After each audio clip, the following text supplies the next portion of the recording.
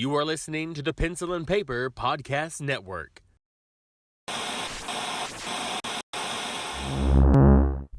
Welcome to the Palace of Mega Pencils. This is Super Mega Crash Brothers Turbo!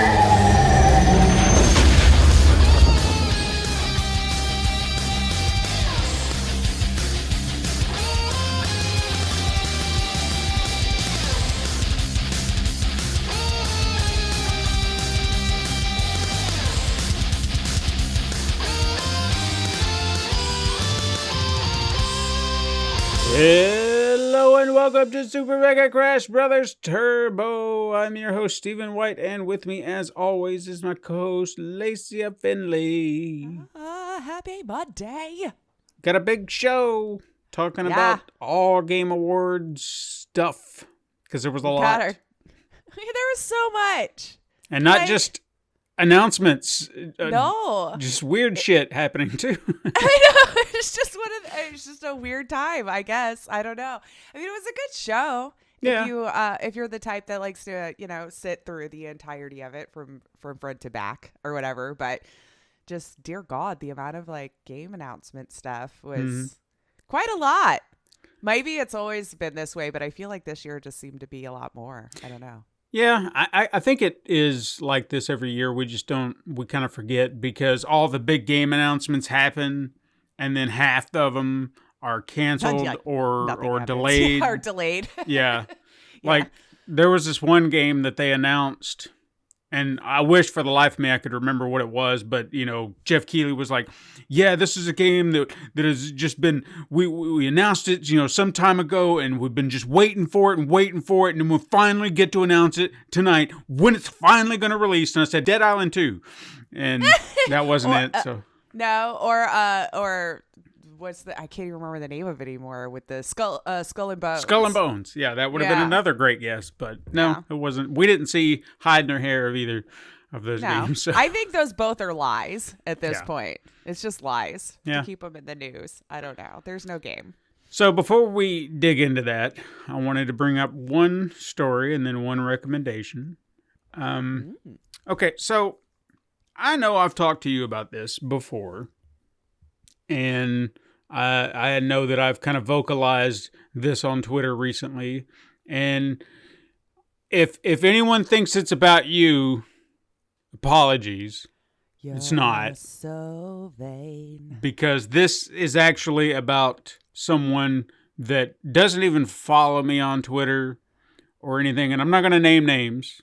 Right. I just want to explain a situation. And to explain it correctly, I'm going to remove a lot of details because I don't want this to kind of... Internet sleuthing? Yeah. Yeah. So I had sent an email to someone about trying to get a meeting together, for something. Okay. And anytime I do this, there's either a response or no response. Now, if I get no response whatsoever, fine. You're either too busy or you're ignoring me. Whatever, fine. I got it. Went into spam. Who knows? Yeah, we're done here, and I'm just going to walk away. I'm never going to think about it again. If you respond to me, that's the start of a conversation, and then I'm going to respond back to you, and then you're going to respond back to me. You have initiated conversation, therefore we're in a conversation. Like we're talking now. Yeah, we are talking. So do not stop, or at least come back and check that we are in the midst of a conversation. Okay? Mm-hmm. So I had sent this email. Got a response a day later, and I was like, cool, great. And they were asking certain things about, how the meeting and whatnot, just looking for details. Now, me personally, I like to give options to the other person. That way it's like, hey, these are the times that would work, and these are the things that we can do to make this work. So I'm not just saying what can only be here and now and that's it, and if that doesn't work, oh well. Because to me, you're doing me a favor. I reached out to you. I'm trying to accommodate you. If you're if you're being nice enough to say yeah to this offer.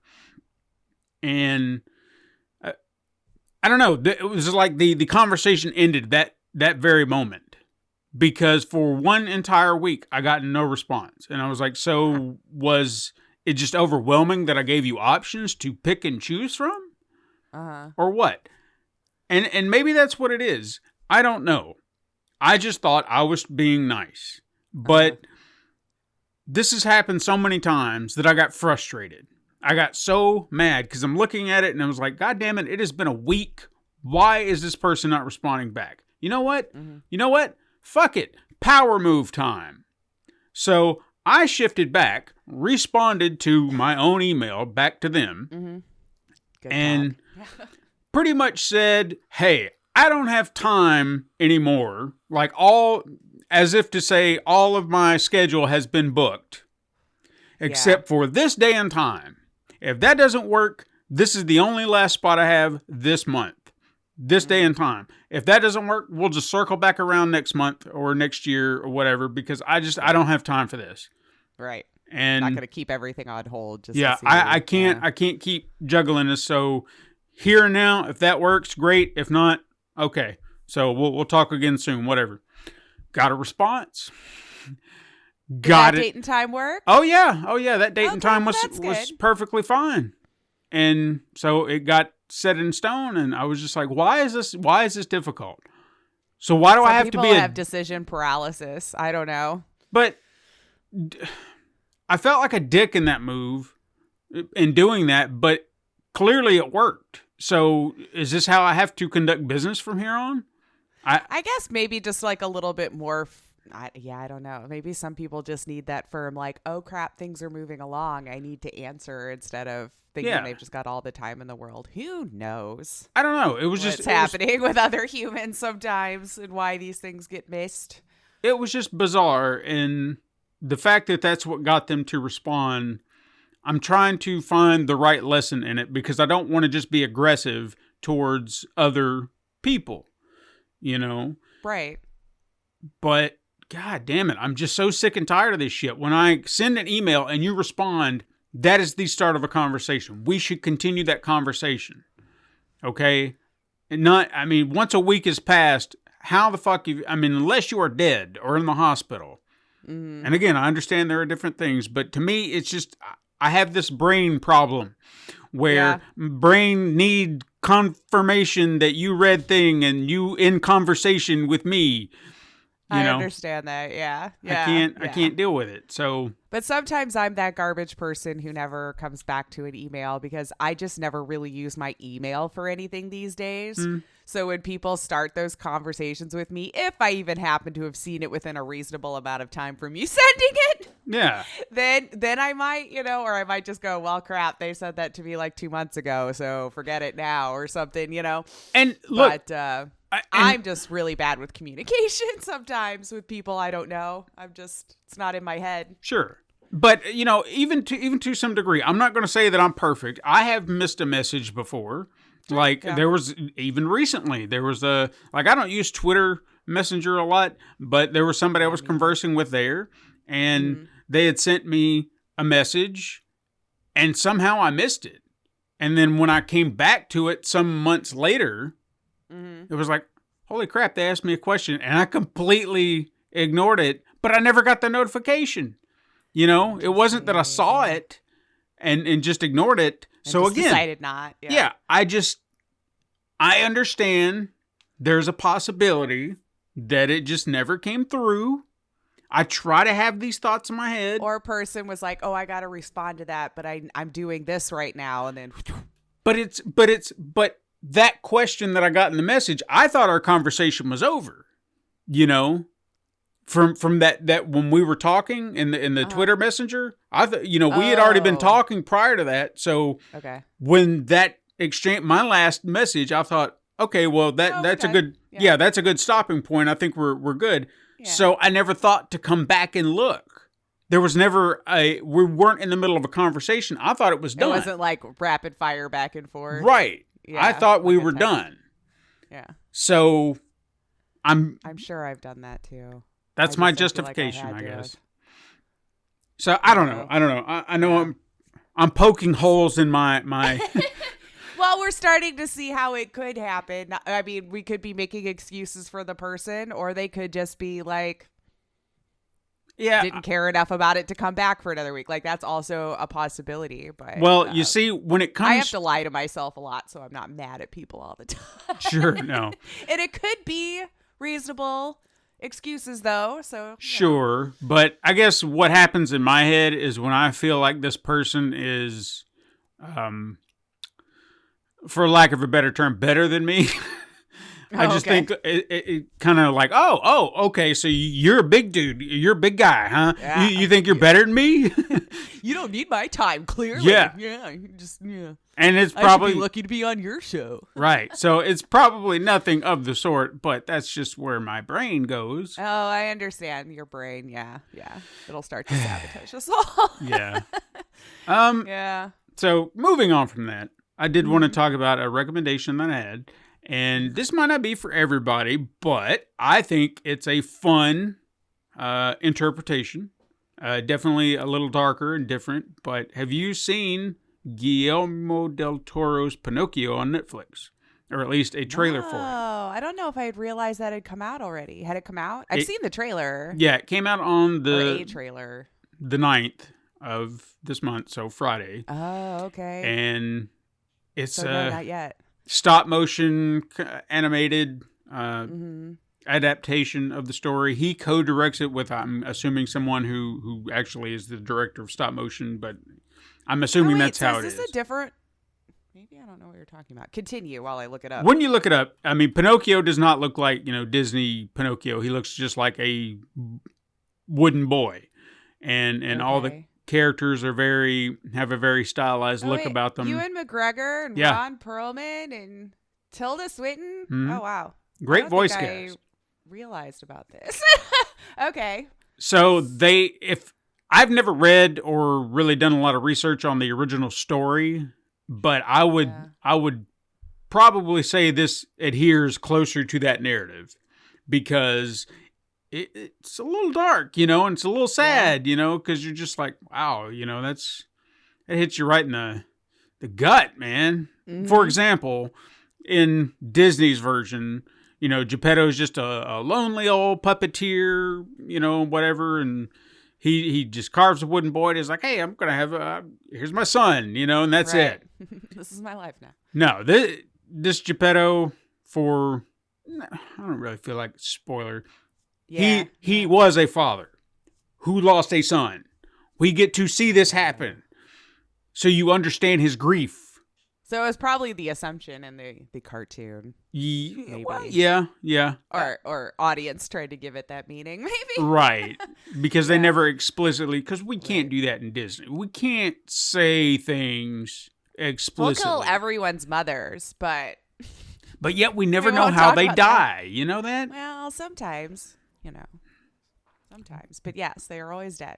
But yeah, here... Everyone's an orphan in Disney. Mm-hmm. But here they go into greater detail about his backstory, what kind of leads him to the creation of Pinocchio, and then even with Ewan McGregor playing...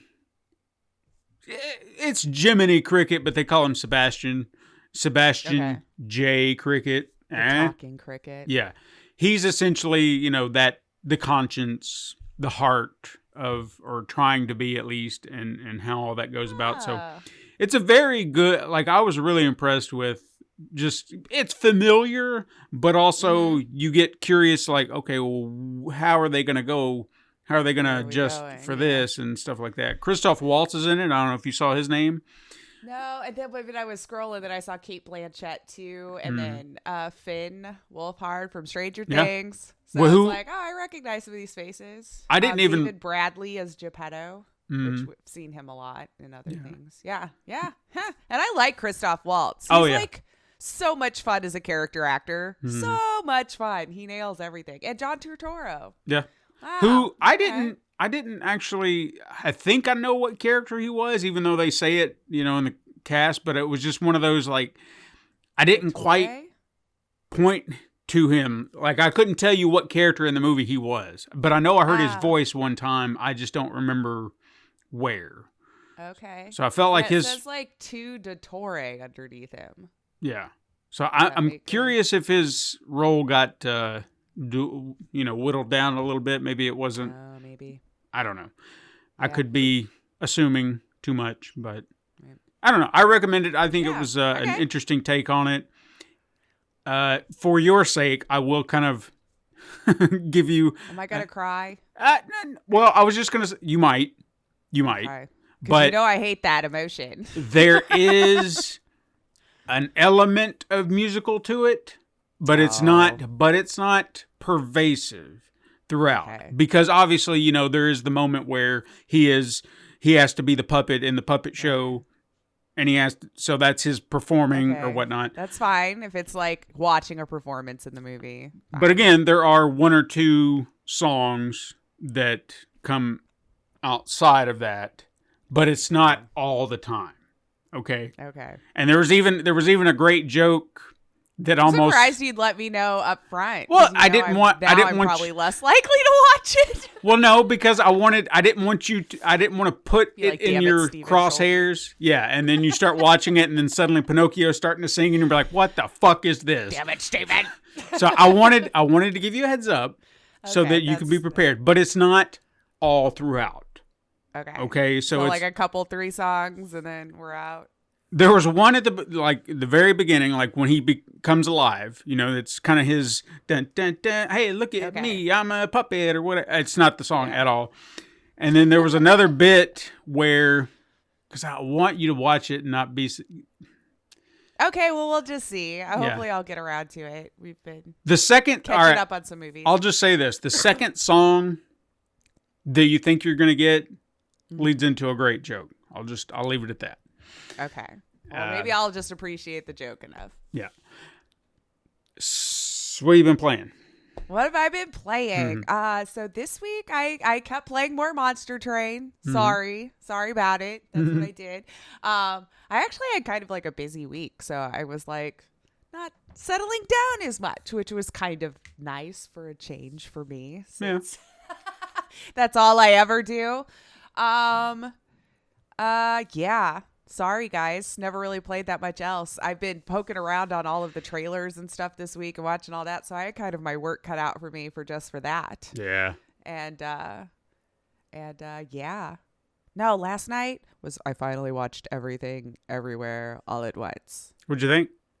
It was a lot of fun. Nonsense, ridiculous. Kind of wasn't expecting it to be that kind of bizarro, but like in a good way though. Like, but it was just super insanely bizarre.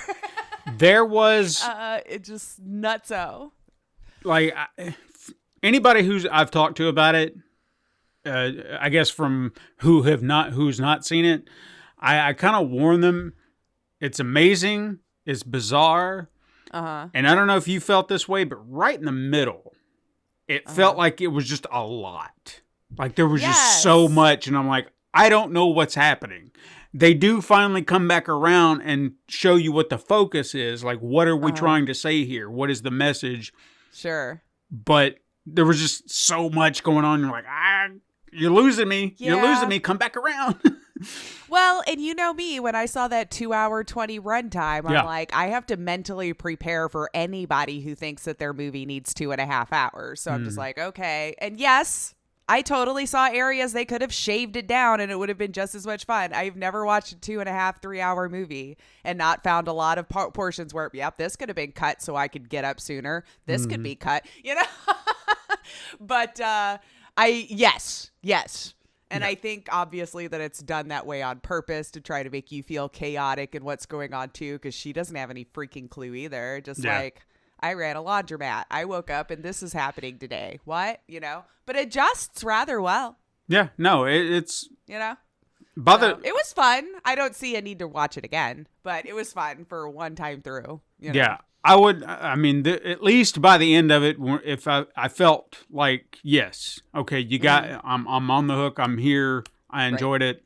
Great, fantastic. But Yeah, just that middle part, I was just like, oh my God, I'm Yeah. starting to lose. You're starting to lose me. Just come on back. Come on back. Yeah, come on back, come on back. But I mean, the tomfoolery alone was enough. So the situations that they put themselves in, and just like having to do dumb, unpredictable things at the moment, those really made me laugh the most. Just like when it would get all chaotic and they're fighting, and then they're all having to do something really dumb and uncharacteristic just to be able to do the thing. You know, Oh, I'm just yeah. like, this is chaos. But now I'm loving it because this doesn't make any sense. But I'm here for it. Go for it. You know, I love you. Butt You know. plugs. Right? Oh my God. Don't even want to. You guys, yes. If you haven't seen it, if you know, you know. Yeah, if you know for sure. Butt Because plugs. that scene, holy balls, man. I was like, this is not happening right now. And they're fighting over it. Yeah. Guys, there's probably another weird thing you can do. I'm just saying. If that but I doesn't get you intrigued to go watch the movie, you know. Oh dear God, yeah, no, that actually was pretty brilliant. But I played Monster Train. What about you? What'd you play this week? Well, I'm gonna hold off on talking about one that I Oh, did yes, play yes. because it was kind of a last minute thing that just kind of came around, and I saw it and I wanted to play it, and then I think I'm gonna talk about it next week. You know, I had something planned for next week, and then I think I'm going to talk about this first, and I'm going to knock the other thing back, which is fine. But before I get into the one thing you probably know I played, I did play a new game, which I don't know if I'll play it again. But I thought, you know, Katrina was looking for something fun, 2-player. And for some reason, I had kind of jokingly been like, hey, you want to play a bee simulator? Want to be a bee? And she was like, eh. But then, I don't know, I guess it was like a seed in her head, and she's like, I kind of want to play it. You want to play it? Let's play it. And I was like, okay. I mean, if you want to play Bee Simulator, we'll play Bee Simulator. And you're a bee. And you collect pollen. Mm-hmm. That's about it. I mean, Sounds relaxing. There are, it is. I'll give it that. Mm-hmm. It is, because there's a nice little area and that it's 2-player? It can be. Yeah, you can do local co-op or competitive, depending on how you want to go about it. I feel that there's maybe an element to the game that maybe we missed, because I feel like there should be more to do. You know, maybe there is a story mode that is only in single player. I don't know, but as 2-player, it just kind of felt like, what do we do? And then there's like little light. Beams that kind of show you like, hey, this is a challenge. You want to do a race? I guess. And then there's like, hey, you want to chase this other bee?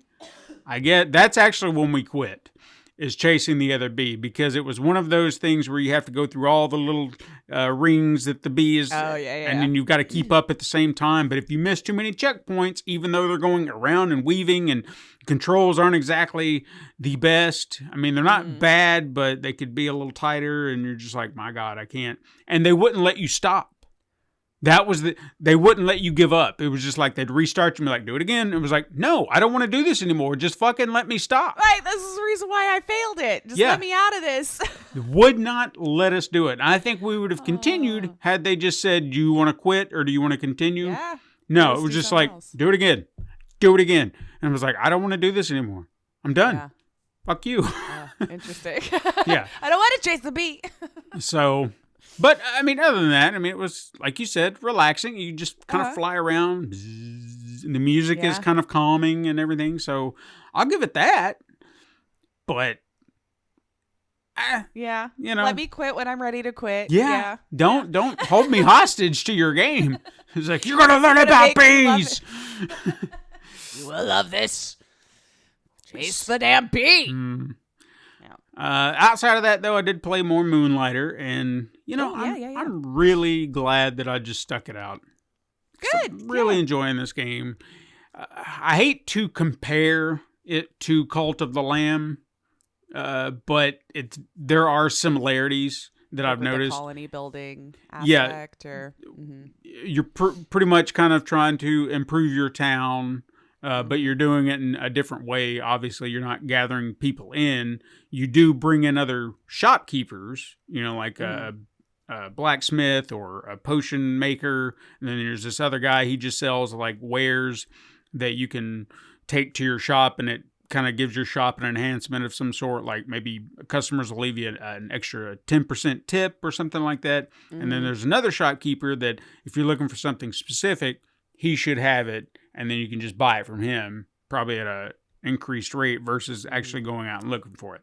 I'd say I have not bought anything from this man, but I guess it would be convenient if you're missing like one thing and be like, do I really want to go out into this dungeon for that one thing? Yeah. I'll just go over here. So I can understand why he's there. But another, like the dungeon aspect, I guess, is where it starts to remind me more of Cult of the Lamb. It's just that basic. There are 4 different dungeons, like Cult of the Lamb. You collect, you go through 3 stages, like Cult of the Lamb. And then when you beat the golem, you get a key, which will unlock a bigger door, like Cult of the Lamb. All those aspects are very much, and if that's roguelike, if that's the phrase you love. Yeah, if that's the thing that this is now, then I know exactly what a roguelike is. You know, these dungeons that are that mix it up, even though they don't, you know, it's a lot of the rooms are the same. And don't take this as a criticism, mind you. It's just the rooms are the same, they just lay out differently. You know what I mean? So maybe sometimes you'll get this room, maybe sometimes you'll get that room, but it's not quite the same all the time. But it just changes up the rooms, but the rooms are still the same room in some form or fashion. Yeah. So I'm not complaining about any of this. And I just saw those similar patterns. I was like, I kind of did that in that other game, and I've done this again. But again, I'm getting to run my own shop. I love that, because if I can go out, and I've been trying to maximize this because this earned me so much money. And once I started raking in the dough, that's when I could make my upgrades and I could start improving my weapons and whatnot. So I would go into a dungeon, like a harder dungeon. I would gather all this stuff up. And then I started learning there were little tricks to help you maximize what you get. Because you got about 20, 25 spots. I want to say about 20. Let's say 20. Okay. 20 spots in your bag. And once it's full, it's full. You know, now granted, some things stack, but some things don't stack as much as other things, especially the more expensive items. There are pits that you can jump down into that have a little sparkle to them. And I've seen this chest down in the bottom. Didn't know what it was. Okay. And I'm sure something could have told me, or at least in the dungeons, but I didn't find it. Well, apparently this chest will take everything that you have, you can dump it in there, and it will take it back to your shop for you. So then you now have a clean bag, and all that stuff is in your chest back home. Oh. So that's freebie. Now you've got 20 items back at your house, and you've got a free bag. So go for it, and then you can collect more.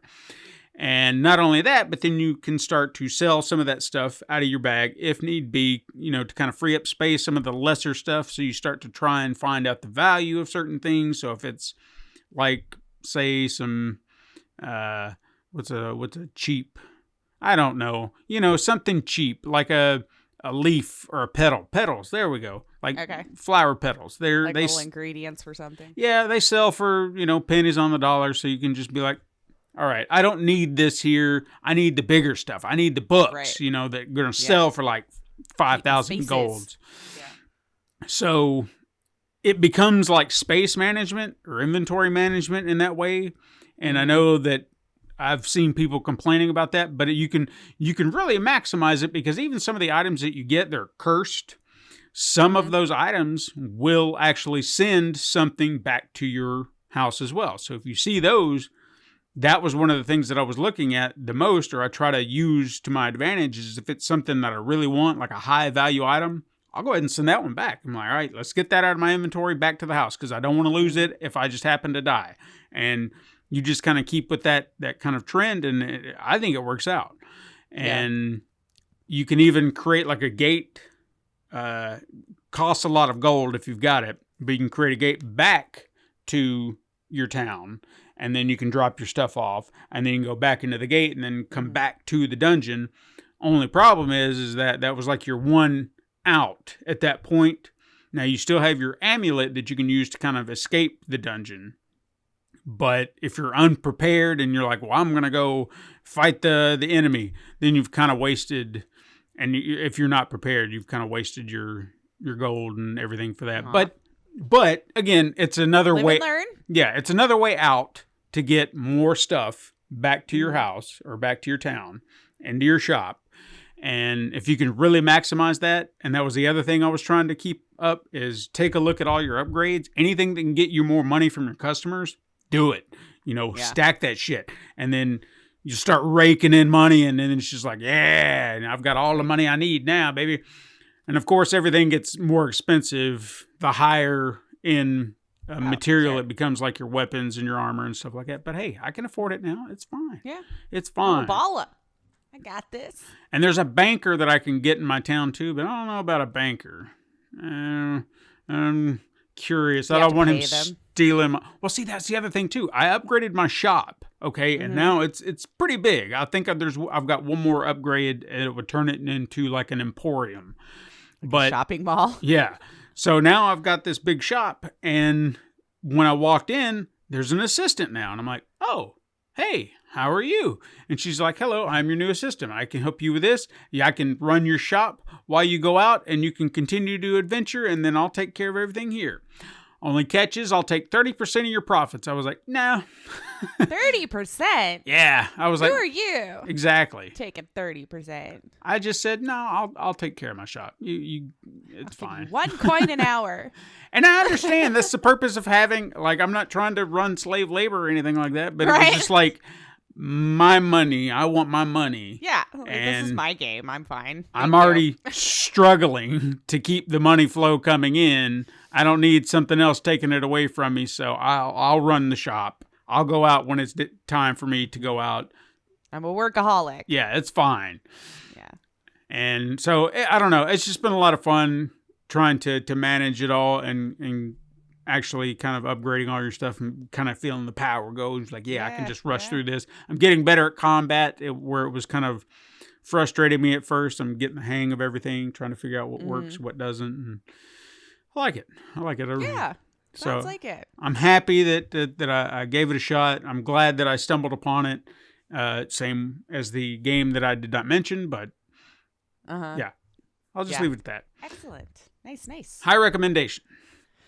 So, do you have any news before we hop into all the Game Awards stuff? I have a couple of things that surfaced this week that, I thought you and I might have thoughts about. Okay. We'll see. Well, as you could, and we were talking about this a couple of weeks ago, I think, too, where it seemed like the FTC was kind of gearing up to try to block this Microsoft, Activision, Blizzard. And it's kind of what we thought might be happening closer to the end because, this is a $70 billion acquisition, y'all. And the points they're making, I think, are valid. Yeah. I mean, I was kind of worried about that in the beginning. But most of it is coming down to the fact that they think it's going to start suppressing competitions by acquiring all of these companies and then, gating all of the content behind a Microsoft paywall, basically, like they did with Starfield. We bought ZeniMax. Now Bethesda's making this thing. Now it's an Xbox exclusive in some way. And it also seems like the European commissions are also, think about it. How many countries that they're going to have to get the okay through? Yeah. So many. Like, dear God, the I don't know. Just the desire to make this thing work, looking at all the complications alone, I feel like I'd run and cry from. But I'm not so big corporate suit money hungry, so I don't get that drive, I guess. But, I think I was looking at it from a different perspective of just like excited and hoping that the people working at Activision Blizzard will get a better shake. You know what I'm saying? Like that I kind of had a feeling this might be an issue. But what was interesting too, that it seemed like Bobby Kotick, was emailing the employees like confident that it'll actually go through. So when he's starting to support it, I instantly go, why? Yeah. So I start to get, just because it's him, I'm feeling like there's always going to be some nefarious ulterior motive, because I just find him such a huge garbage human being. Yeah, no. That I can't look at anything he's doing for the greater good ever. But I mean, what do you think? Is this super anti-competitive? I mean, I see Microsoft trying to look like the good guy, like, hey, COD's going on everything. Look at us putting stuff on Switch, like. Yeah, but take a look at everything they've acquired. Yeah. I mean, they've acquired all of it. so much. So yeah, I can understand where they're coming from, being the anti-competitive, because you've gobbled up all these indie developers. Now you're starting to take some of the bigger, especially Activision Blizzard. I know they're a garbage company, but goddamn. That's huge. So it's like most of the games. Who else? Who else is out there? I mean, you start to stifle that. Now, I would hope that even if they got taken away, and then you can kind of start to work it off into one monopoly as they're trying to do, you would still have these indie developers out there. But we've seen them time and again get chopped down. They get gobbled up by the big guys. I don't know. It just seems like everything's kind of merging into one. We've seen it in other mediums as well, not just in video games. So everything's just kind of combining. He wants to buy everyone. And in some instance, it sounds good for consumers in a way. It's like, oh, so I don't have to worry about there being so many options. Like if we said Netflix is going to buy everybody, and then you can get all your content on Netflix. It sounds fantastic, because then we can just pay one subscription to one thing, and we'll never have to worry about it again. Yeah. But then the economy will collapse. Because, and then you'll just kind of get stuck with whatever they put out, too. That's the thing. There would be no real need to improve. Because there's innovate, because, like, where are you going to go? Exactly. Like, we've already seen instances of that in our everyday lives with phone companies, internet companies. Like, no matter where you live in the States, you maybe have 3 options at best. Mm-hmm. Yeah. If you have more than that, please let me know where in the country you live, because I'm in a big city, and even I've got like 2 that I can go to for internet and things like that. So that's already screwing us over, because how garbage are these large ISPs? But what are you going to do? Right. Not have internet or go to them. You know what I mean? So I get the concern.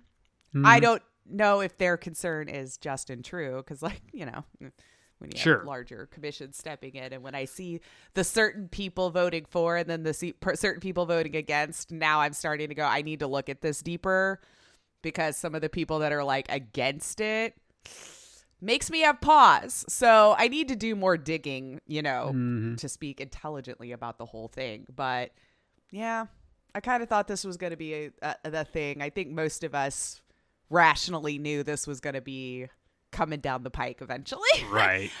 Because it is a very large acquisition. But I don't know, siblings, what do you think? Are you hopeful that they'll be able to get it? Do you think they're kind of right here, and that's just kind of gobbling up too much, and just they need to let it lie? I don't know. Let us know your thoughts. Yeah. I saw it coming. I just didn't know, when. But we all knew this was going to take forever. And then the other thing that I saw just in it, which I don't know that I realized hadn't already happened, but about Microsoft raising their prices on their new first party games that are built for Xbox up to $70, which I don't think I knew didn't already happen. I just assumed all of the next gen stuff were $70 now, so I didn't know Microsoft had been holding off the extra $10 this whole time. But now PlayStation and them are the same. Yeah. No. Sounds like I thought first party games were just $70 now. Yeah, I thought we had that conversation earlier in the year, if not longer, farther back than that. I guess that shows you I never buy anything directly from Microsoft, so I guess I never really noticed. And I'm playing on their Game Pass, so I'm not looking at the prices. I'm just seeing what I'm allowed to download and play. Yeah. But outside of that, I think the most of what I've got left here is in relation to the Game Awards in some way. So if there was something you wanted to bring up before we headed into that. I did have one little thing. I don't have details on what. It was just kind of a little headline that I saw, and I was like, ooh, I'm excited, maybe.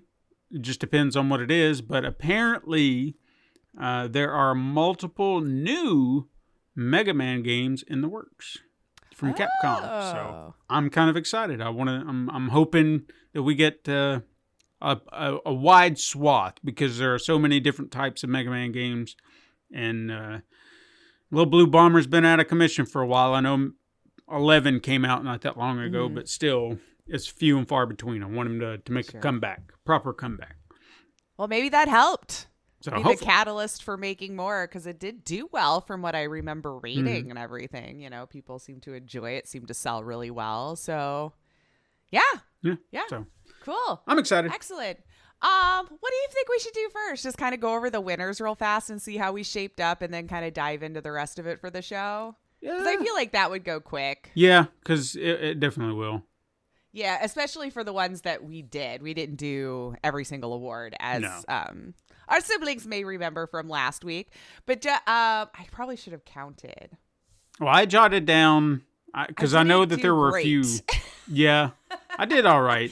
Because I wrote down, I even added a few that I know that I had voted for, and then that I know we didn't talk about. I think there were a few others that I don't know. Yeah, I know I didn't do like VR, AR here on the pod and things like that. Yeah, some things I skipped around. But yeah, I think the first one we did was the best action game, which I remember making the joke that I think it would be funny if Bayonetta 3 won after all of the stuff. And guess what? It won. It won. And of course, I think you and I both went for Teenage Mutant Ninja Turtles on that one, or was that just me? Yeah. So Bayonetta 3, there you go. So I mean, it was funny to me. While we're on Teenage Mutant Ninja Turtles, multiplayer, same thing. We both voted for that. Splatoon. I don't get this game. I never hear about it, and yet it seems to be so popular. It seems to do so well. It's just maybe one of those cult underground things that we just like completely missed somehow.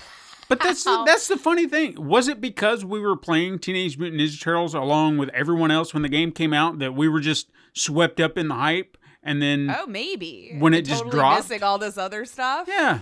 Because I thought everybody was talking about it at the same time, saying how amazing, the nostalgia and everything. And and how many copies it sold, in spite of it being on Game Pass. You know, there was a... I don't know. I don't know. Maybe those million plus people didn't vote. I guess. I mean, I'm not convinced our votes are the single solitary thing that gives them the awards. I think it's just to make us feel like we're a part of something. Let's see, action adventure game. I said God of War, I did. which of course did win. So, there was one for us there. Best fighting game, Multiverses won. I had gone with Sifu. So did I, and that was one of those. I'm so confused by the gaming communities. We need to, I guess, go to these things so we could try to understand. But maybe we're the curmudgeons these days. Going, meh, meh, meh. There was just so much hate toward this game when it released, and I thought that was the consensus. And then now, suddenly, oh no, it's so amazing. It tells you what gamers, they just don't know. No, they're so indecisive. They just want to complain. God damn it. Yeah. But yeah, you're right. I felt like I kept hearing stuff about it. Who knows? And again, this is just assuming that our votes even matter. For all I know, they decided who was going to win, and then, our votes didn't even care. But the family game, I had done Star Wars. I believe you had said Kirby and the Forgotten Land, and Kirby won. Yay. So GG. Well done on that one. And then the best sim strategy, I had voted for 2 Point Campus. I can't remember what you did. I did Mario and Rabbids. Yeah, okay. Then you won. Good job. GG. They won that one as well. There you go. Content Creator of the Year, I did guess correctly with Ludwig. We had Carl Jacobs, Snibelia, No Brew, and Cutie Cinderella. So it looks like I was on to something there. Woo. Good job. I know. The one thing. Yay. Debut indie, so we don't confuse it with the two indie categories there. Stray won that, and that is what I had voted for. So what am I at, 2 now? Yeah, I don't go for the I guess stream stuff. Best adaptation. I had voted for Sonic the Hedgehog 2. I did Cuphead. I should have known I should have Arcane known. League of Legends. It did seem to go over really well. I do remember people really wanting to chat about that. So, Yeah. But you know what? I heard a lot of great things about Cyberpunk Edge Runners too. So I feel like I could have been either one of those. Okay. I know I don't necessarily enjoy the same things as everyone else, which is why I'm always sad that my stuff is constantly canceled. So I must just need to start getting on board with the rest of the world as far as what they like on content. Anticipated game, Legends of Zelda Tears of the Kingdom. Big fucking surprise. I should have known, but I voted whatever. for that too. Yeah. I honestly feel like Nintendo does that shit on purpose because they've won this 2 years in a row now, yeah? Well, Or anytime that there's a Zelda game, they're just like, put it out before the Game Awards. We'll win it. And, at least we'll get anticipated. Zelda. Oh, yeah. So, of course, Zelda's going to get it. Everybody wants to play the next Zelda game, even though they bitch and complain when the game comes out. Because that's just the cycle of gamers, I think. That's just life. They want it to be perfect, and when it's not perfect, blah, blah, blah. It's not the game I wanted. Yeah. There's one thing about it I hate. Game over. Anyway. Let's see. Best art direction. Voted for Stray. Mm-hmm. Elden Ring did win. Yeah. Of course, they cleaned up pretty well. Of course. Best narrative. Of course, my vote didn't win. I wanted. I knew it was a long shot. And I was actually kind of surprised that indie of a game made it into it. You know what I mean? As far as one of these categories go. Mm-hmm. So I was hopeful, but it went to Elden Ring, which is. Did it? I'm sorry, narrative. Sorry, God of War. I highlighted my wrong line. That's my fault on keeping track of my own notes. I had the line above it still highlighted. So yes, God of War, but still good. I've heard. He still hasn't finished it for me. So Yeah. what are you gonna do? Play it yourself? Jesus, Yeah. I don't. Let's see. Best game direction. I of course tried for Immortality, but Elden Ring took game direction. Yeah. I did get games for Impact though. I did say As Dusk Falls, and that did take the category. So what am I at, like 3 now? Yeah. Woo. And then which one did you go for? Hindsight is what I went for there. Yeah. Excellent. Although Davis says we need to be checking out that Citizen Sleeper. And I was a teenage ex-colonist, so I definitely got that booked for checking out here. And then best indie, before we get to the last 2 big ones, I voted for Cult of the Lamb. I went for Stray. And you got it with Stray. I should have known actually, because Stray seemed to make it more into the mainstream news for gaming than some of the other ones did, but I gotta try. And then best performance. Mm-hmm. I of course tried to give it to Man and Gate. Well, I didn't try. I did. I was hopeful. And she was there, so that was fun. Yeah. But Christopher Judge took it for God of War, which is also, this was a hard category. Oh yeah. They all did freaking phenomenal. So it was like any of them, I would have been very happy to see take it. And through his look, he gave a very good speech. It was a little long. Mm. At one point as he was going on and on, I kind of was sitting there thinking, the Academy would have played his ass off minutes ago, and he just kept going. Unless you slap a man. Yeah. And I was just surprised. So I was like, all right, well, I guess this is what we're doing. And I didn't want, he was saying things that were important to him and important to people. So I get it. This might be his one and only chance to say it. And I was even happy because as he was thanking all these people, I said, you're in a best actor category or best performance where you're nominated with your co-star. You better give him props. And he finally did at the end. And I was like, thank you. Good. Because without him, you had somebody to play off of. That's the dynamic. Yeah. Right. So I was glad. And what this is about the time I checked into the show. I do want to kind of mention this. And there's Al Pacino. And I'm like, the fuck is Al Pacino doing here? That was just so bizarre. It's becoming very mainstream, which I think we'll be discussing, of course, as we start seeing the when we start talking about the trailers that were being dropped. But yeah, I'm thinking we're starting to see some big changes going on there, and I'm not sure how I feel about it yet, but we'll see, you know. And then of course, lastly, the game of the year went to Elden Ring, which I voted for God of War. I figured it could be either or. Yeah. You know, because I think that it won RPG, which I actually gave Elden Ring the RPG vote because it was an RPG, and I guess in the category I was like, well, everyone was talking about this one, so yeah, this is the one that's going to win it. So for it to win Game of the Year, I'm sure there are people out there saying, no, God, I can't believe it. I think it's very well loved game to the point I had to block its name from Twitter because I got kind of tired of it. Yeah, it's. I mean, who cares? This is arbitrary shit anyway. But I mean, I'm happy for them. I'm glad that they won. I know it wasn't the game that I voted for, but I mean, there are a lot of people that love it. It's a game. It's a new game. Yeah, a new game, not based on anything. It blew up. Yeah, good for them. I'm glad. Played it, yeah. So I mean, I have no arguments with it. I just didn't play it because it's not a game that's necessarily for me. But Lace, it was such a. It's not the game you voted for. You're supposed to be angry. Oh, I'm sorry. I guess I don't do this well. Yeah. I don't get super angry about much of that stuff. I'm just like, oh, okay, it just wasn't for me. Cool. Yeah. Who cares? Right? Yeah, I got other things to worry about in my life.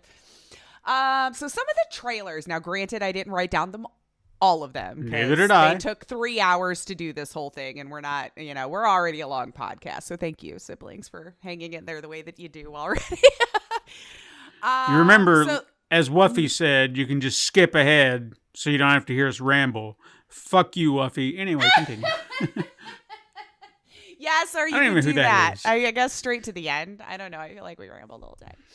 But first trailer that I marked down, Hades 2, was one of the first ones that I had gone back and watched.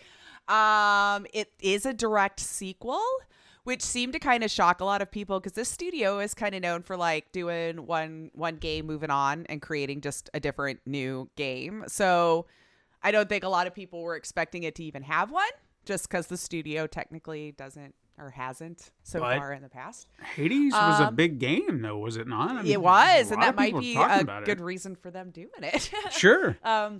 But yeah, people really loved it. Didn't see, I mean, the stuff you see as far as complaining, I'm not going to give any legitimate validation to because it's not like a real reason to be upset. Women! I know, right? It's just such a shame.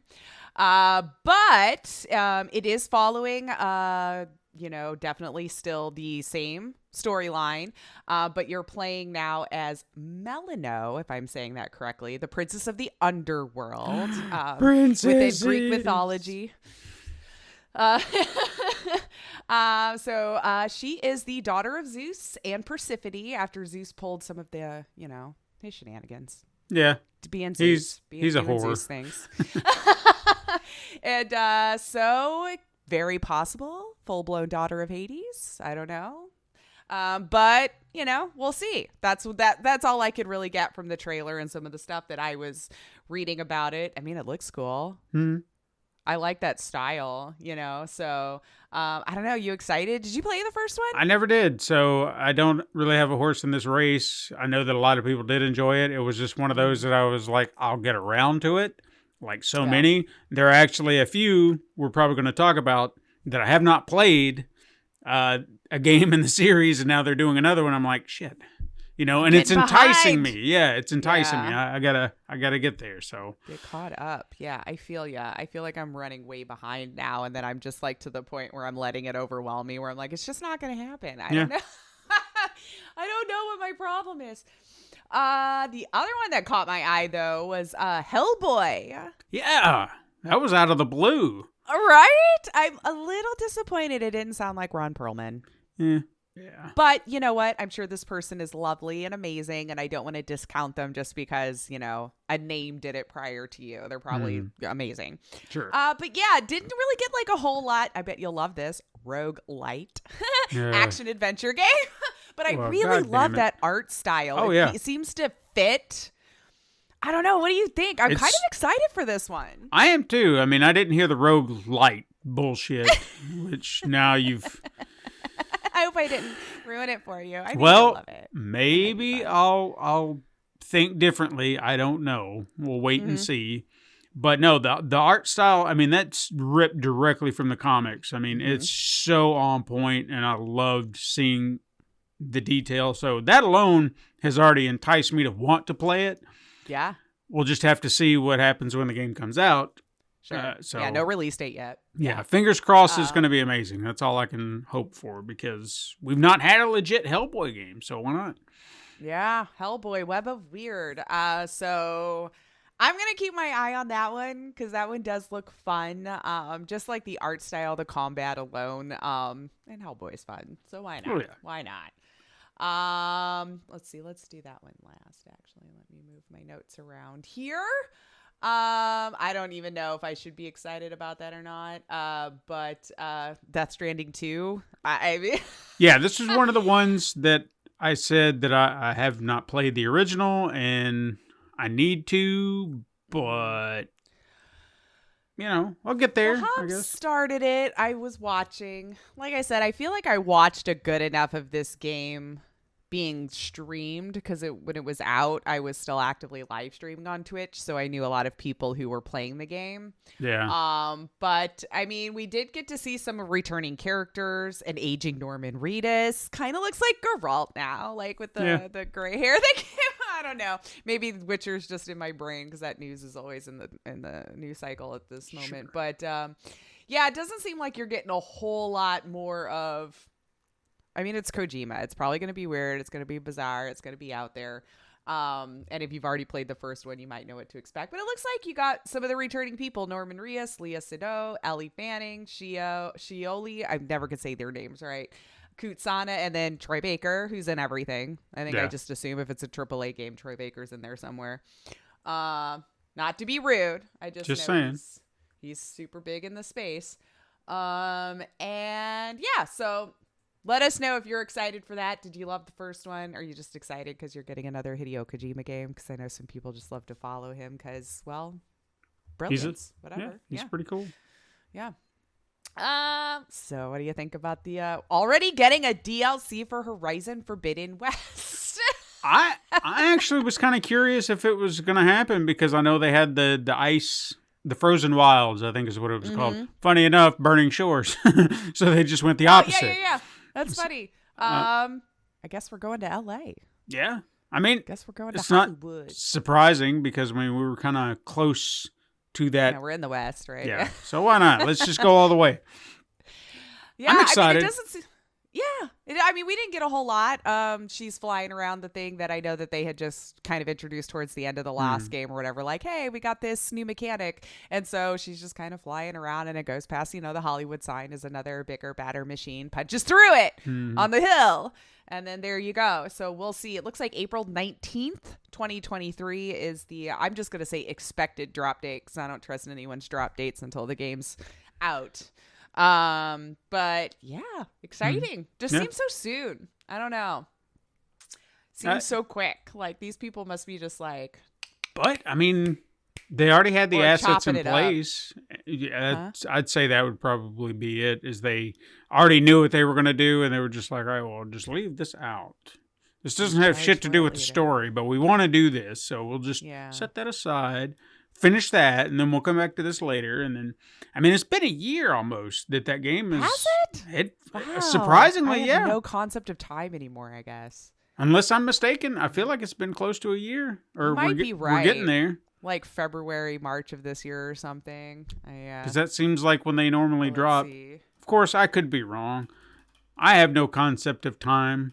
I don't either.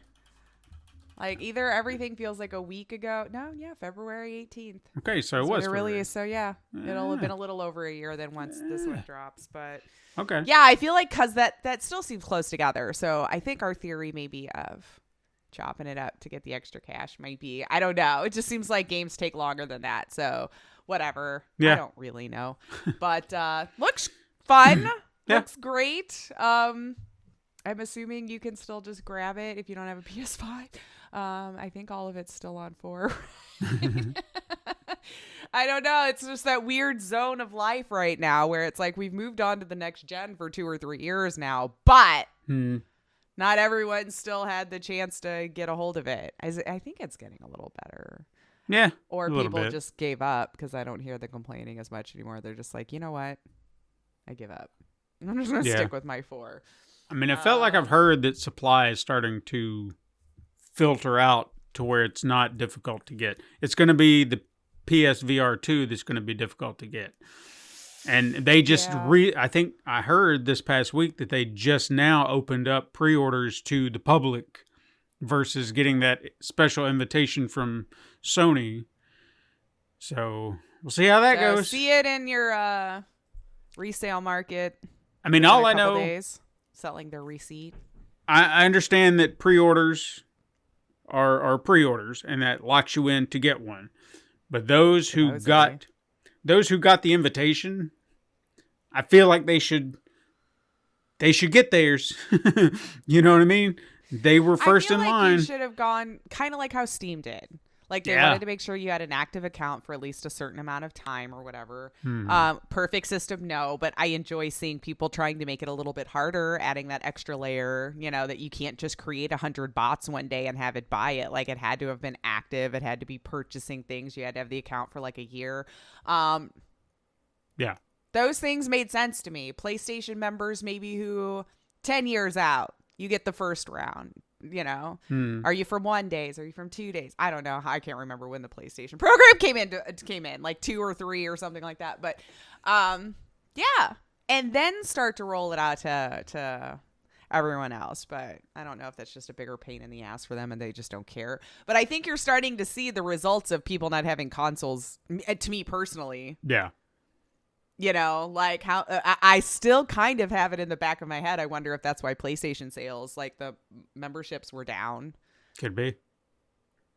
But if they're not got the console, and if you're starting to give them PlayStation 5 games as opposed to, I know 4 is still, but I get it. I don't know. Now, I feel like if you would have had more of those in people's houses actively playing them and stuff, you'd be making more money off the console. That was the point, right? I don't know if you saw this or not, and this is actually something I'm kind of saying as a blanket statement to all the games that they were announcing. And I could be wrong. I'm sure someone can go back and correct me, but I felt like Sony kind of left the PlayStation 4 logo off of quite a few games. Like when they were doing the announcements, it was like PlayStation 5. PlayStation 5. Like with Horizon, I don't remember seeing... Now, not to say that it won't be on there... Not to say that it won't be on there, but I feel like I don't remember seeing the PlayStation 4 logo. Almost like they're just trying to be like, we're getting away from it now. Yeah. Could be wrong, but I know I saw it. That's a good point. I didn't catch that. That could be a good point. Like trying to drop these little hints like, hey, by this time we would have moved on. So... I don't know. You would think I know it's different components in theory and all that kind of stuff, but I mean, if Steam Deck had enough quantity to give away one every minute during the Steam Awards or something, like oh yeah, and you know what? They're all computers now. Let's be real. It's all computers. Since you brought that up, fuck Jeff Keighley for saying Christopher Judge was trying to help give away more Steam Decks because of his. Fuck you, dude. Anyway, continue. I'm sorry. If he's giving them away, I think they're fine. Because, I still can't even understand why you'd give away that many. I mean, I guess knowing people really wouldn't sit there and watch it for the full 3 hours, I guess, on Steam TV. Maybe there was that, too. But, I don't know. I did read that, people in chat were trying to, exclamation point, Steam giveaway. Woo! /claim in the Steam chat. It's like that doesn't help you. You just needed to register and watch. But yeah, if that makes you feel better, please, please do. Please live your best life. A little bit more of the Cyberpunk DLC. Phantom Liberty. Idris Elba, eh? Got him in this one. I wonder if he was involved before all of the nonsense, and then he sat back there going, "Oh crap, mine's coming." I'm a little curious because this almost felt like, hey, I know we had this one awesome guy, but look who we got now. Look, right? Our game is awesome. twice I as mean, awesome. The improvements I know. are drastic. I know. Yeah, like I know it had a really bad, rough start, but I still think like a lot of the people who came over now recently because of the new series on Netflix and everything, they may just be blissfully ignorant to all of that because they already got the version that was probably supposed to come out when it initially launched. Yeah. Sort of. But we'll see. So he's got the new character in there. Yeah, Solomon Reed. I guess they'll team up together or we get to play him. I don't know. Everybody just gives us cinematic trailers and I just got to live with it. But I already know how the game plays. So, I mean, I'll get around to it at some point. Hopefully. Yeah. I mean, now I think it would be good cuz like it runs well now. They've done their follow-ups. Well, see, I'm kind of hoping that, at some point PlayStation will just be like, hey, you want to play Cyberpunk for free? Here you go. And then I'll be like, yeah, sure. I'm down for that. Because that's how I played The Witcher. I didn't get around to that. And it would just happen to be a freebie. And I thought, why not? Let's try it. Which, by the way, did you see that they released some, I guess the what do you call it? Graphical updates for the new consoles. I guess Unreal, or do you mean for Unreal 5? I don't. There's a word. There's a term for it that I can't think of, but it's a proper term. Next gen update. That's the thing for PlayStation 5 and Xbox One for The Witcher 3. So it's supposed to be graphically better. Oh, the next generation. Oh, yeah. The next gen update that they're doing, right? And Same game, just now going to work on this. Yeah. Well, they said, and I didn't see it in the trailer, so I have no fucking clue what they were talking about, but they were just like, and added content from the Witcher show. And I'm like, really? What? And I didn't see it. And I was like, I don't know what you mean, but okay. Like a side quest from the show or something they're adding in. Like, I'm not buying your game again. Or it could just be armor or something that looks like his armor from like a Henry Cavill looking Geralt skin or something. But I didn't see it in the if they showed it in the trailer. Two different Witchers. I know. It's so confusing. Like the Witcher series is based more on the books. But he's not a dual wielder. No. Doesn't matter. It's I guess the not. thing that from the other thing but you were excited about that thing because it was here, and then you started watching that. You're excited about it for like another year, and then we're all supposed to hate it. Yeah. Yeah. Oh, that's interesting. I'd have to look into that because I don't remember seeing that, but I might have skipped over it because I'm like, I've played this game and I'm not necessarily clamoring for an upgrade. Yeah. I don't see myself, like, I'm curious, like, I want to just scope it out, but it's long. I mean, if there's nothing more for me to do, I've already done everything, so. Yeah. It practically just to kind of go in, take a look around, and say, oh, cool, everything looks great. And then just, I'm out. And it looked good already. Yeah. I don't know. I don't understand. I don't understand. My eyes, I guess, just aren't good enough to hone in on the differences between all of how good they all are. I don't know. Let's see here. Let's talk about this one. Crime Boss, Rockay City. So I had a couple thoughts. It's a little weird because at first you watch it and you're like, oh my God, this is amazing, right? Because you're like Danny Trejo, Kim Basinger, Michael Rooker, Vanilla Ice, for crying out loud, Chuck Norris, like it looked to me like we were just watching some movie cinematic trailer, like a Guy Ritchie flick or something. Yeah. But then when you watch the trailer, we didn't really get any gameplay, but is it going to be like a GTA clone-ish? Are we leading on just all of the frickin' star power you put in this game to make it fun? Like, yeah. So, yeah, I kind of went through the gamut of emotions when watching this one because it was like I didn't know where my brain was settling on, am I excited? It does look fun. The cast is intriguing to me because I do like a lot of those actors. Not all of them, but it's a good portion of them. Yeah. And it just maybe didn't really feel like a game. I don't know. It was bizarre. And let me know if you agree or disagree with me on this, because as impressive as the character models were, did they not feel a little outdated? It did feel last gen. Yeah. So it wasn't me. Okay. It was just especially when they showed Michael Madsen. I was like, I know that, but it didn't look. Rooker looked dead on. Yeah, I mean, it looked. I guess, but yeah, as far as what the graphics we've seen for the details now, yeah, yeah, it just felt off. Like, okay, you're doing this thing that all these other games are doing, but this looks old style from, like you said, GTA 5 at least. You know, where you're like, yeah. okay. That's still a PS3 game, y'all. If you think about it. Mm-hmm. So, but yeah, interesting cast. I wasn't. I'm glad that they gave Vanilla Ice an and credit. You know, like everyone was going to be, oh my God, Vanilla Ice, like that was the moment everyone was going to lose their shit. It kind of, I'm curious. Would Z really know who he is? Because has he really done anything other than like some movies here or there? I know he's done, but like as far as a singer or whatever he ended up, because he went to like rock and roll for a minute and then. I kind of feel like they wouldn't know any of the cast. Like, yeah, like would it just be like the Xers and everything that goes, or, you know, I mean, even millennials too, of course, to a point, because they're old now too. But would they know? All fairness, Chuck Norris is a meme. Danny Trejo is awesome. Yes. So love Trejo. I do like Michael Rooker though. And too. Rooker, yeah, he's been around. Performances. So Kim Basinger was the oddball out of this entire cast, was she not? For a game, when they saw that's I was like, what is this now? Is this legit? Yeah, because every other actor in this, not to bash them or anything, or not to slander them, but they're kind of not quite A-list actors. They're kind of in this character actor B-list. You know what I'm saying? Yeah, except for maybe Danny Glover. Yeah.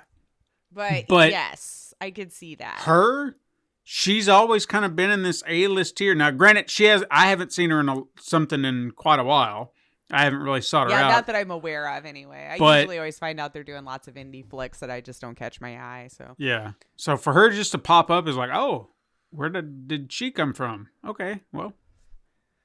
Yeah. I don't know. Maybe she's lost her luster and I just don't remember, but I always kind of thought of her to be A tier. Again, not to slander anybody else, but it was an odd sight. So that's what's making me wonder now if we're just crossing over into this area now, because we're starting to see more celebrity people take on video games. Mm-hmm. We're seeing Norman Reedus, for crying out loud, it's like the lead in a game. And we're seeing this a lot. And as exciting and as fun as it might be to see so-and-so favorite actor in your video game, that doesn't necessarily happen.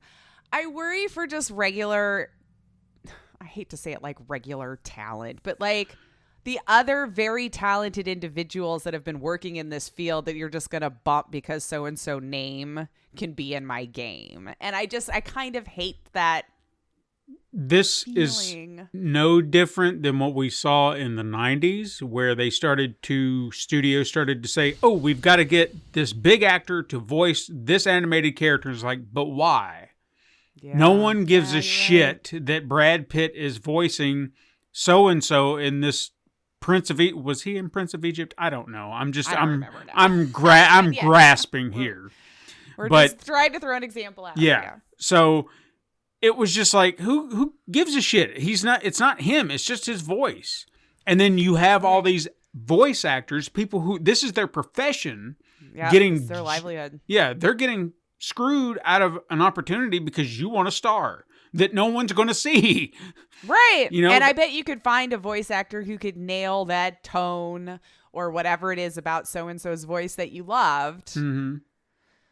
But and with this too, okay, I understand we made arguments last week and proved positive that this medium can be taken seriously for an actor to a great performance. Christopher Judge did a great performance as Kratos. But can you tell me what you know him from outside of maybe Stargate? Because that's the only thing I know him from. Same.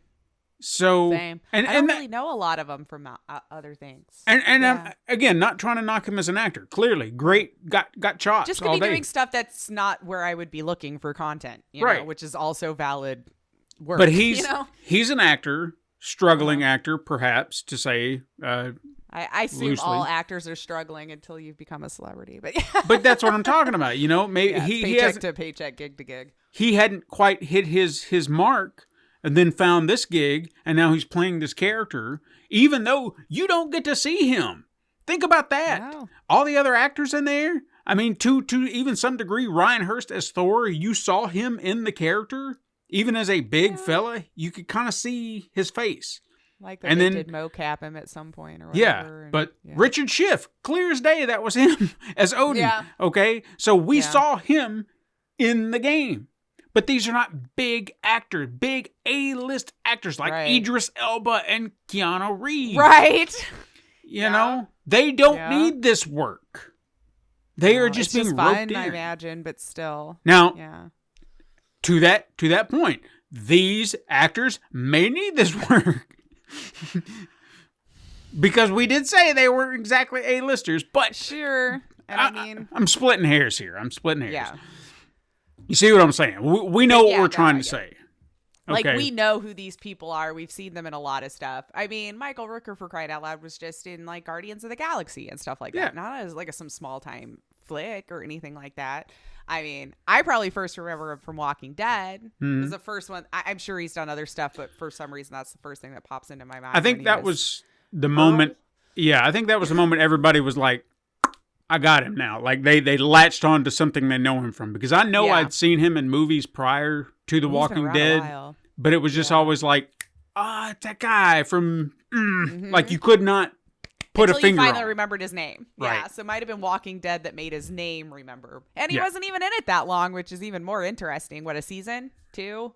Yeah, he kind of came back. Sorry, it's like a 15-year-old show if I spoiled it for you. But You spoiling At things this about Merle. Don't you be I doing that, am. boy. well, I mean, I guess if we say Walking Dead, Eh. your person died at some point anyway. Kind of like Game of Thrones. If Yeah. you were attached to someone, sorry, it's probably they didn't make it out. I don't know. I got to go back and watch just the last episode and see who all made it, because I quit after dude left. Yeah, so main did I. character Rick. Actually, I kind of quit before that, but like as soon as I want to say that was the last episode I saw, was like as soon as they're like, "Oh, where'd he go?" And I'm like, you know what? I keep trying, but so I Yeah, need you- to watch just the last one to see how it ended up.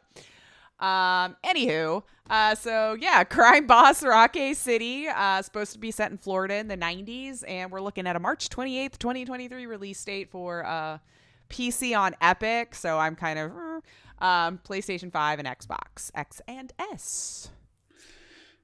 I don't know. Let us know what you think, siblings. Like, I'm very on the fence. Like, I feel like this game could be fun.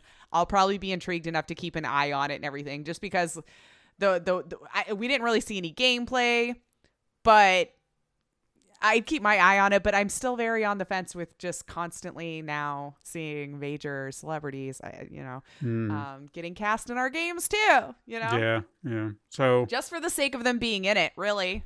this is one of those that I in the back of my head, kind of want to play because I'm intrigued by just Right. the cast, and the story's going to just be bonkers, and they're going to make it enjoyable.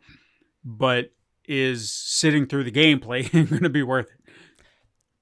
Right. That's what we got to wait and see. So hopefully more will be coming out very soon with that, because I'd like to kind of see it. Okay, I was so excited about this one. This made me smile ear to ear. Dead Cells is getting a Castlevania crossover DLC. I watched that trailer a couple of times, just like the nostalgia bump and everything. And what a great game to do it, though. Yeah. Really. Because that is a pretty hardcore platformer. And I think those two worlds just I wanted to brilliantly go together. I wanted to see some gameplay because I'm curious how, like, what exactly are you doing? Are you going to drop the Dead Cells character into Castlevania, and it's going to be I feel like yes. Castlevania-esque levels and enemies and Maybe I wasn't as concerned about that because I have played the game and I already know how Dead Cells plays. So in my head, I already have a vision of what the mechanics and everything would be. Because I guess I didn't really think about that being changed in any way. sure. But they did say, well, upon reading or whatever, you get 2 new biomes. So I'm thinking it's just going to be like 2 new levels that you can play with large bosses. Dracula's Castle, of course, being one of them. And then you fight Death and Dracula. And I mean, it was the soundtrack too, as soon as I heard that. And then, of course, I thought about our really good animated series, Super Mega Crash Brothers Turbo, which might have an episode that you could watch right now. Also paying tribute to Castlevania. Just saying. You could go over there and see that as well. And also smile for the same reasons. Yeah, exactly. I just kept humming. Well, see, this is a reason I need to play Dead Cells. This is another one that I think you would really like it. If it's you in my liked library. Cuphead. Yeah. It's in my library. It's one of those that I need to get to. Like every time I'm searching for a new game, I see it and I'm like, maybe. And then I'll just keep searching and always find something that catches my attention a little bit more. But I do want to play it, and this is going to entice me to do so. In fact, stuff like this, I think, is going to entice me and entice others.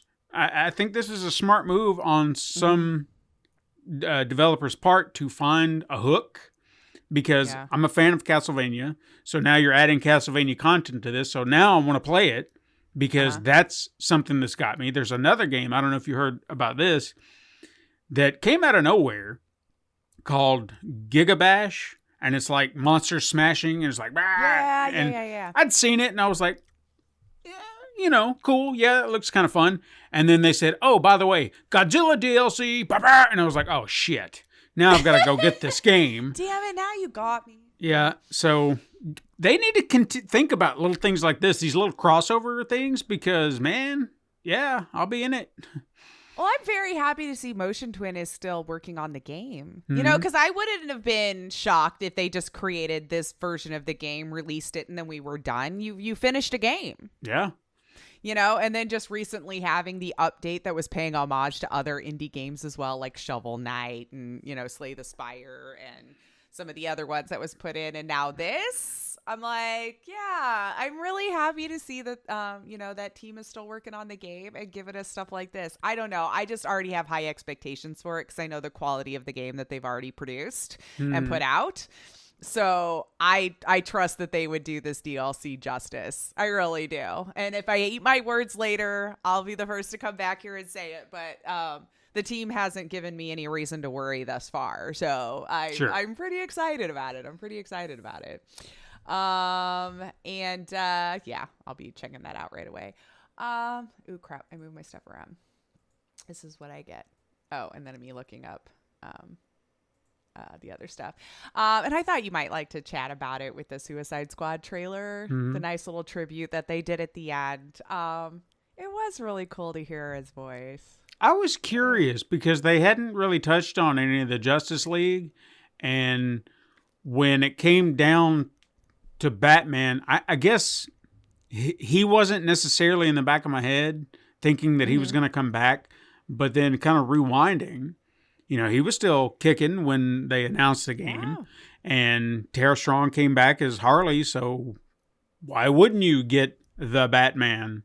You're not going off to two different voices, so yeah, it made sense. And I was like, well, I'm glad to know that we get to hear him as Batman one more time. Yeah, because they did go on to say that he did record, some lines and everything for the game, obviously prior to. So yeah, I just thought it was very sweet. And then hearing the crowd too just kind of makes you want to well up a little bit just at the, how well loved and everything. So, and I think you would have thought it was cool. So yeah, if you want to hear it one last time, just hearing that I am vengeance. I was just, Yeah. So it was very sweet to hear. And it was a very nice, I guess, Game Awards perfect kind of tribute to Kevin Conroy. The late Kevin Conroy. And it also makes me really want that game to be good. Gosh, right? Now, too. Yeah, don't fuck this up if this is going to be his swan song as Batman. Please go back and make it better, even if you have to. Just nail it. Yeah, for sure. If it's going to be one of the last things that he came out. And then And this I think was just late catching my eye, and maybe because of all the Sifu news coming back in because of the Game Awards and having, been a part of it. I just now saw, did you know the John Wick creator is actually working on a live action Sifu flick? I heard something about that, yeah. Yeah, So- he's going to apparently wrap up John Wick 4 first. But yeah, I was just like, I don't know, because I'm looking at the article. It's not super old, but it's dated December 4th. So I was like, how did I miss this? But maybe it all started flooding back because the Game Awards last week, and then I was like, But I mean, John Wick films are fun. So I feel like they could probably make this a really fun flick, because reading through the storyline of it and everything is interesting as well. So that would make a good movie. Yeah. If we have to keep making movies out of video games, then there you go. Yeah. I feel like that's just another cast your celebrities, or make movies out of it. There you go. What about you? Did I not talk about a trailer that caught your eye? Well, I've been those are the ones that caught mine that I wanted to chat about. All right. Well, I was keeping track of what I had. I have pretty much you covered a lot of what I wanted to talk about. Then I had a few. I guess I'm going to knock through the things that I just wanted to mention, and we're just going to kind of toss them away. First of all, who the fuck asked for Crash Team Rumble? Okay, who keeps asking for these games? That's all I want to know. Because every time we turn around, there's a new Crash Bandicoot game. And why? I mean, I feel like it is way more popular than even I understood, because I can even remember when they did just that little tribute to it in Uncharted, where everybody was like, oh my God, so I must have just missed the hype being a PC gamer, that it just never hit my eyeballs that way. And I tried playing Crash Bandicoot, the remastered version or whatever that they did some time ago. Yeah. I think it was free on PlayStation 1 month, and I thought, all right, cool. I've never played this. Let's try it out. I don't want to play it again. It was not my kind of game. I just missed the boat, I guess there was just something about it. I didn't care for the way it was laid out, the controls, and this was supposed to be remade, and it just still was just like, I don't like this. I don't like this at all. Maybe you just have to like that style of game. Yeah. What else would I want to talk about? I found this funny. I don't know if you caught this or not, but when they announced Bayonetta Origins, no one seemed to care. It was just like, that might be why I kind of moved on. They're like, oh God, why? Yeah. Which was surprising that Bayonetta 3 won what it did. I was just like, so no one cared, and then yet it still won. If our votes matter, like I said, I could see a bunch of gamers just throwing a bunch of votes that way just to give the middle finger to Helena. Like, just be like, oh, you thought we needed you for this to be good, and give the middle finger, whether they hate it or loved it or not. That's true. Because people like to be mean. Or what they think is being mean, whether it actually is or not. But yeah. Okay. Of course, then I was reading some rumblings that they kind of screwed. Okay, I don't know if this is a spoiler, guys, but look at me. I haven't played it. But I guess the story kind of deviates at some point in the game that makes all of it a little bit more confusing. So then when I that didn't make sense for her character. And maybe if you've played the game and you're listening to me, you know what I'm talking about, because I was trying to read that, but it was a spoiler-free review. So I'm like, I haven't played it, so I don't know what part they're talking about. So then when I was hearing about the sequel, now maybe I would just have to watch it or something so I could see what the connection is and why people were like, what? We're doing more? Gotcha. I don't know. So yeah, I still could see that as an FU vote, though, from gamers. All right. So there was... I'm trying to figure out how to say this without sounding like I'm shitting on something that we've said time and again around here. We are an indie, and we love indie games. Okay. I'm starting to feel that indie games are starting to become repetitive in the way that they are being crafted, or you've got this one studio and then there's another studio and then they're all doing a very similar, again, not to knock Moonlighter, but what did I say? Cult of the Lamb. Very, very similar gameplay style. Completely different aesthetic, but very same or very almost identical gameplay style in the dungeon crawling aspect. Okay. Mm-hmm. So that's as far as I'll go with that, but similar. And there was a game that was announced called Earthblade. And all I could sit there and think was, I've seen this. Like I say with so many other games, I've seen this. The foresty thing, the character, all this. I've seen this so many fucking times before, and I don't want to knock it because it could be a great game, but god damn, why do we always continue to go down these same patterns, these same type of stories, the same aesthetic? You know? I don't know either. They're like, I guess they found a formula that works. But I often wonder, too, if it's just the indie games that the main media cycle wants to pick up and could say, hey, look at how these are kind of like AAA games that you like. Look at how these are, you know, and you kind of got to dig for those that are willing to put out reports and articles and reviews on those smaller titles that don't get into IGN or Kotaku, if you want to count them a bigger one. You know, some of those. So I wonder... I'm not saying you're not right or wrong. It's just I sometimes wonder if it's just those are the ones they're picking up because it kind of feeds more of a AAA formula. It must, because I know if you take a look at that game or the trailer for the game, I guarantee you I can go dig up 5 that look just like it. Yeah. And like clearly I didn't even write it down. And to me, that's already a problem, because if you're not seeing it or you feel like I've seen this before, do something different. Make yourself known, because you have lost me already just on your aesthetic alone, because I'm like, Christ, I've seen this. I've played this. I don't want to play it again. Yeah. You're selling me the same shit over and over and over. If you're an indie developer, you need to do something hard and make yourself stand out. Like Evergate. Stood out. Right? Never seen anything like it before. And it was just like, holy shit, amazing. Come on, just guys. How wonderfully put together the whole thing was for a first game. Yeah. The polish, the score, like they nailed it. I'm just saying, you want us to get in with your game, even if you're doing something similar, put your own spin on it. Do something to make it stand out. Mm-hmm. This didn't stand out for me. It was just like, oh Christ, here's another one. Do you think we've just run out of ideas? Well, clearly a lot of the AAA have, because it's like bang, bang, bang, bang, bang, bang. And that's a lot of the trailers that I saw too. Is like bang, bang, bang, guns, bang, bangs, explosions, bang, bang. I also wonder if like everybody using the same engine. Yeah, probably. Now, granted, I'm not trained in that sort of thing or whatever, but it's just like, I don't know what's offered up on that. I probably shouldn't speak about it because anybody could come at me about it. I was like, you're right. I don't know. I've never done it. But I just, because I was watching the Unreal 5.1 update. Mm-hmm. Like, dear God, just, it's insane. Mm-hmm. So I kind of wondered, like, if it's going to start making everything look super good, look super same. Yeah, who knows? I mean, I'm sure you have to buy different assets or create your own assets within there, but just the stuff you can just kind of drag and drop in and be fully rendered with that new lighting technology and everything, just to me kind of blows my mind. Yeah, it's pretty amazing. Like, I would love to talk to a dev that's like old school to now. You're like, how much nicer has it made your life?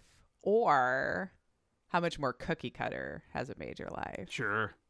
I'm really curious. Wonder if we could ever get a hold of some big time dev that's used all of those, that used to do all that coding and stuff from scratch. You know what I mean? I'm sure it's we could be dig interesting. somebody. Or when they had to build their own engine to be able to use. Yeah.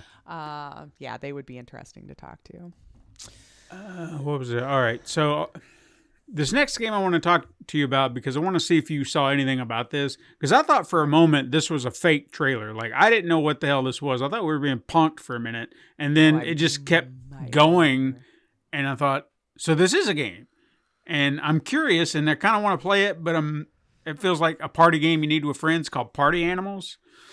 Yes, yeah. I did. I was just like, what you do. Kind of reminded me of oh shoot, the Human Fall Gang Flat Beasts or Gang Beasts. Yeah, those types. Yeah. I don't know. It was just like, okay. I mean, I guess we really didn't see like legit gameplay per se. We just kind of got an idea. That was the gameplay that you were seeing with them running around and kind of like knocking each other over and just kind of being jerks to each other. That's why I'm kind of on the fence about it, because it looks adorable. Mm-hmm. But to just be constantly annoying my friend or whatever, like there's no joy in that for me. Some of you might find it fun and that's legit and valid, but like I'll just get mad the whole time if you're just constantly keeping me from doing a thing. But it made it look like you had to cooperate for a moment and then you were on your own or something. Right. I don't know. I mean, maybe. I do like that you get a Canada Goose though. A Canada Goose, yeah. If anybody watches Letterkenny, cheers. If you know, you know. Every time I heard Canada Goose, I'm like, yeah, you know, mess with Canada Gooses. So at least it's something I'll keep my eye on. I'm curious. Yeah, it was cute though, but I wasn't sure because you know me, if it's 100% multiplayer, I have to kind of like, who do I know that's ever free at the same times that I'm free that would be willing to play said games? Right. Yeah. I got a few more. One, I don't really want to go, like, I don't understand. It just kind of looked interesting. I think they said a demo came out for it called Forspoken. It looked interesting. I want to check it out because I know we've been talking about it in the past. So, and just now to the point with a demo. So yeah, I'm interested. I want to check out the demo. Yeah, I might check out the demo, see if there's anything to that. Judas. PlayStation, right? Yes. Yes. Judas from... Oh, crap. You know what? I did write that down, and I think I skipped over it. Yes, from the creators of BioShock. Yeah. Yes. So, or some of them. Yes. Yeah. I'm intrigued by that. You know, I'm want to check that out. It definitely feels BioShock. Sure. I was definitely getting BioShock vibes. Have you played them all? Or played Infinite, and I do have the collection on PlayStation, so I do want to go back and play the original two because I've always heard good things, but I've just never done it. I think they're better, personally. And I think you would probably get more of the vibe, too, from the first two that I saw or felt like I was getting from Judas. Yeah. Especially with the first person, you know, changing the weapons out with the one hand, kind of feel, all of that felt very BioShock. So now I just kind of went, what's your story? Yeah, exactly. Like it, you know, yeah. Finally, last two things. I guess I'll go with this one first. Jedi Survivor got a trailer. Yes. I watched it. You know. After playing the first one, I'm excited, but I'm cautiously pessimistic because of all the bugs the last game had. Yeah. It was very buggy. Not game-breakingly buggy, but there were times it would shut down on me or the shit wouldn't render in the background. I saw a lot. So I want to be excited, but still EA's name is attached to it, and I know they're just it's always publisher. It's going to be hard to want to give them money. Yeah. So this might be one of those that I just kind of wait it out until I can get it really, really, really, really, really cheap. I don't blame you there. I don't know. I just feel like they've gotten so much more garbage than they even were that it's really hard to want to give them money. I just know that when it comes out, they're selling us on the idea. Of course, Star Wars, you can make this shit look epic. But this is a trailer. You're going to make everything look epic in the trailer. And then when the game comes around, it's like, we didn't finish this, or we're going to patch it later. Yeah, we'll put it in later. Yeah, so we'll see. That's all I can say about that. And finally, this is not a game, but it's something that they did show. We got a clip from Super Mario Brothers. The movie. Yes. And, Eric, are you excited still? I love his joy for it. It's just like, it's so infectious to me. I love his joy for it. You should have, like, Katrina is getting more and more hyped about it. Like, when she saw this, she was like, I can't wait. And not to say that I'm not excited. I mean, I'm just seeing I'm not on the edge of my seat, but I'm going to go see it. Yeah. I mean, just looking at what they did just in the castle, well, I don't want to say, the Mushroom Kingdom area where they're just kind of walking around, the music. Yeah. Oh my God. I heard so many different tunes from different games. I'm a little worried. Did they try to put all of the things into one movie is the only thing I'm worried about, you know? I get it. But I mean, even to some context is what they had done within the Mushroom Kingdom, I felt like that kind of worked. If you're going to throw everything at it, if you're just doing it as like, look in the background, there's a reference, fine. it's not adhering to something in the story that then you're going to be like, well, that doesn't make sense because now you're cramming this in there. And then why do we have this? That's cramming that in there. It doesn't make sense. Funsies for fans. Yeah. Fine. Yeah. Like the mushroom where they're hitting the coins out of the block. Yes. I thought, okay, so it's a game. Yeah. Fine. Fantastic. Yeah. I don't know. There were just a lot of little details there. The music, I think, is what was kind of getting me. But even as he was going up the elevators, they were doing some of the, he'd fall and grab on and have to pull himself back up. So there are a lot of game references there just within that small little bit. And it doesn't feel inherent to being a game reference. It was just like people watching it be like, oh, he's falling up. But then those with the keen eye who played the games would be like, he's doing that. Yeah. So it's really neat in that way because I think for a lot of us who play the games, we're going to have keen eyes looking for certain things, but we're going to miss so much because I think they're going to do so much. Yeah. That little details, which like you have to pause and check. Yeah. So as long as it doesn't become like overwhelmingly like everything, I'm all for all it. of the plots. Yeah. If there was one. I mean, genuinely, I don't want to know more than this because clearly now I know the plot of the story. Stop watching stuff now and just have fun with the movie. Yeah. Why they got brought there, I don't know. I don't want to know. But we understand that Mario and Luigi are on two separate paths. So he wound up with Bowser and then Mario went to the Mushroom Kingdom. So, granted... So we understand something about this. So, in fact, it kind of works out in some way. I didn't really think about that, but he's not rescuing the princess. Hey, good. So we've kind of went away with that trope. That old trope for this one anyway. Yeah, that was very much the trope in Mario. So, I mean. It works. It's fun. Yeah. I'm kind of glad about that. So, yeah, I don't want to see anything else. I just want to see the movie when it comes out. We got a few more months, so... We'll talk about it when it comes out. That's all I can say. Yeah, I'm sure we will. Yeah. I'll try to actually make it this time so we can talk about it at the same time. Yeah. We never seem to go on the same weekend. But it's fine. It's fine. We'll try. Yeah. But no, that was everything I had for Interesting. Yeah, it was so much. It was a lot. It was so much. And I mean, this might be like it is in the past. Who knows? Maybe I just have amnesia from one year to the next, but it just felt like it was just so much new stuff coming right off the heels of something that just released. Yeah. I think that's where I started to feel very overwhelmed with it all. Because I was like, oh my God, this just came out, right? Oh my God, this just came out, right? Like, how? And again, probably feeds into my cynicism, more of them chopping up their games to try to make more money. Because I'm like, how is it just a year? Not even really. Not even. But here we are. But you also have to jump on that train while it's hot. Well, yeah, and I don't want to complain because who knows? Like, with you have all that stuff kind of already rendered and lines recorded and stuff. Maybe it's not as trying to get like a DLC or something like that out because you've already got the bulk or a good framework of stuff that you can use. I don't know. I should quit talking like I develop games and have any idea what the process is, but it still just seems super quick. Yeah, no, I get it. Still just seems super fast.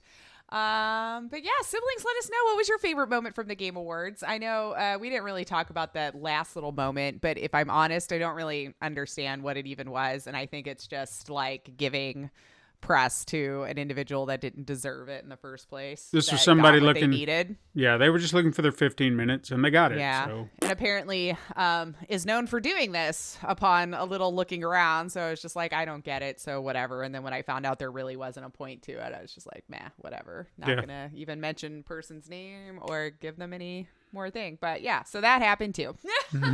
But yeah, then I guess that's our show. Yeah, that's our show. Let us know, siblings, though. I am really curious to hear about if there was anything in the Game Awards that shocked you. Maybe you were surprised to see, and now you're more excited about a thing. Let us all know in the comments or come on over to our Discord and chat with us there. I want to hear. Please. But yeah, that's our show. You can hit us up sometime on Twitter at Super Mega Crash or go to Instagram to view the weekly icon art Steven puts his time and love into. You can send us an email to supermegacrash@gmail.com, and you could support the show by liking and leaving reviews on your preferred podcast app and even going to patreon.com/pencil and paper productions. And you can even go to youtube.com/pencil and paper productions for just more content. Doesn't necessarily have to just be the pod. Poke around. And since we're getting better at Discord, and I already mentioned it, come on over and help make us great. Links are in the description down below. And thank you so much for listening. I am Lacey Finley. I am Stephen White. And you could join us again next time, Super Mega Crash Siblings. Oh, but until then, game on.